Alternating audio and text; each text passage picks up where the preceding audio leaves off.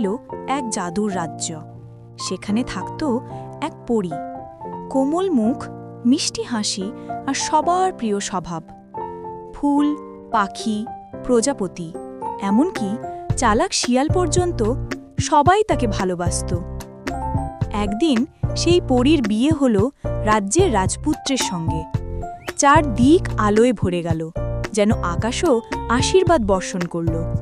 রাজারানী দুজনেই খুব সুখে থাকতে লাগলেন। কিছুদিন পর তাদের ঘরে জন্ম নিল দুই যমজ কন্যা। দুজনেই ছিল অপূর্ব সুন্দর। একজনের চুল সোনালি রোদের মতো ঝলমলে, আরেকজনের চুল রাতের মতো কালো। দুজনেরই ছিল এক অদ্ভুত শক্তি। তারা যেখানে হাত রাখত, মৃত বা নিস্তেজ জিনিস জীবন্ত হয়ে উঠত। ফুল ফুটত, আলো জ্বলে উঠত, প্রাণ ফিরে পেত প্রকৃতি। কিন্তু রাজপ্রাসাদের রানী অর্থাৎ রাজপুত্রের মা ছোট মেয়েটিকে, যার চুল কালো, তেমন পছন্দ করতেন না। তার মনে হতো এই শিশুটির চোখে কোনো অদ্ভুত অন্ধকার লুকিয়ে আছে।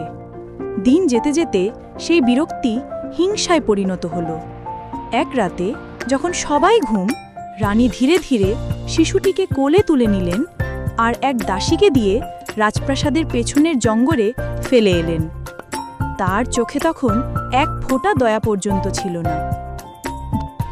ভাগ্য ভালো, সেই শিশুটিকে এক সোনালি ঈগল খুঁজে পেল। ঈগলটি তাকে নিজের বাসায় নিয়ে গেল আর প্রকৃতির মাঝে ভালোবাসা আর স্নেহে বড় করে তুলল। বছর কেটে গেল। সোনালি চুলওয়ালা মেয়েটি রাজপ্রাসাদে বড় হল।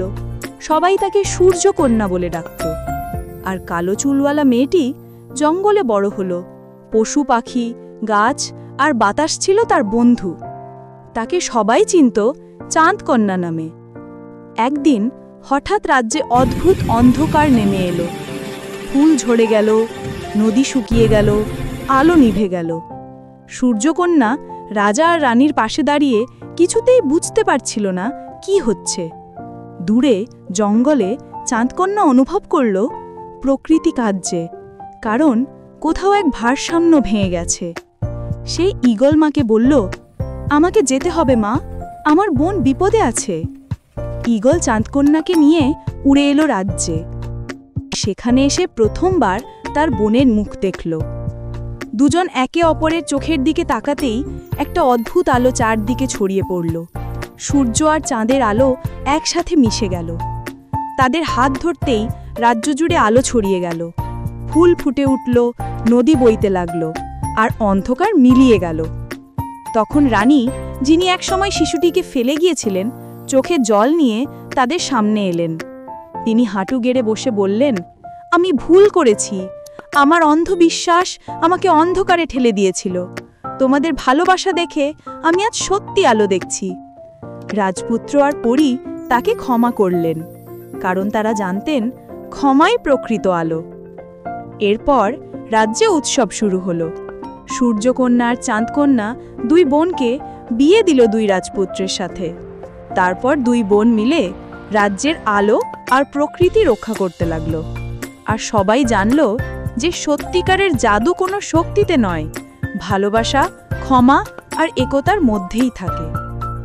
হাই বন্ধুরা, যদি আমার ভিডিওটা ভালো লাগে তাহলে লাইক করতে ভুলো না, তোমার বন্ধুদের সাথে শেয়ার করো আর অবশ্যই আমাদের চ্যানেলটা সাবস্ক্রাইব করে দাও। আবার দেখা হবে। Bye bye.